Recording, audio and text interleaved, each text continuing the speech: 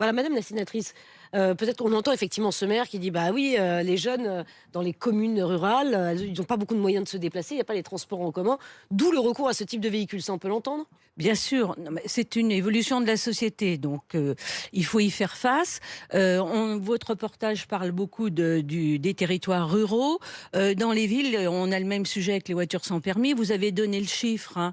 Il y en a bientôt plus de 300, enfin un peu moins de 300 000 aujourd'hui sur le territoire, avec évidemment en corollaire autant d'accidents, voire mortels comme vous avez dit, puisqu'il y a près de 40 morts en 2024. Donc c'est un vrai sujet de société. Donc moi j'ai souhaité interpeller le ministre pour voir qu'il fasse une sorte d'état des lieux et voir comment on peut améliorer ce fonctionnement, comment on peut faire que cohabitent dans l'espace public tous les différents acteurs, du piéton en passant par la trottinette, le cycliste, les voitures On va faire classiques. bientôt, il y aura 10 voies. Les rues vont être divisées Voilà, en 10 les voies. voitures classiques et les voitures sans permis. Je ne parle pas des tracteurs aujourd'hui. Oui.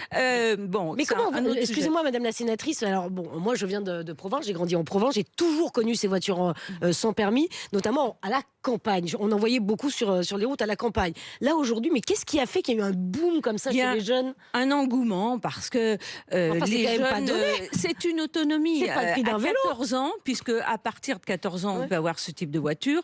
Il y a un engouement pour cette liberté d'avoir un véhicule. Après, il faut savoir de quoi on parle. Qu'est-ce que c'est que ces voitures sans permis? Ce sont des voitures dont la puissance est réduite, la vitesse réduite, le poids.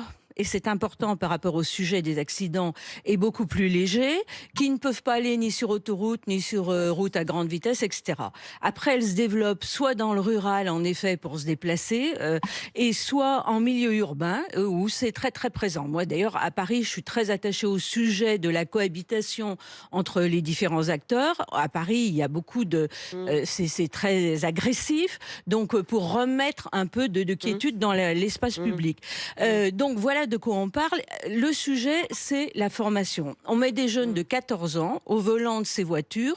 Qu'est-ce qu'ils ont comme formation? On dit voiture sans permis. En fait, il y a ce qu'on appelle le permis apprenti motocycliste. C'est pas du tout un permis, c'est pas du tout un examen. On connaît pas le C'est code de la route? c'est une petite formation de 8 heures, non, très peu, Oui. en 2 jours. Et donc, vous donnez Oui, c'est vrai.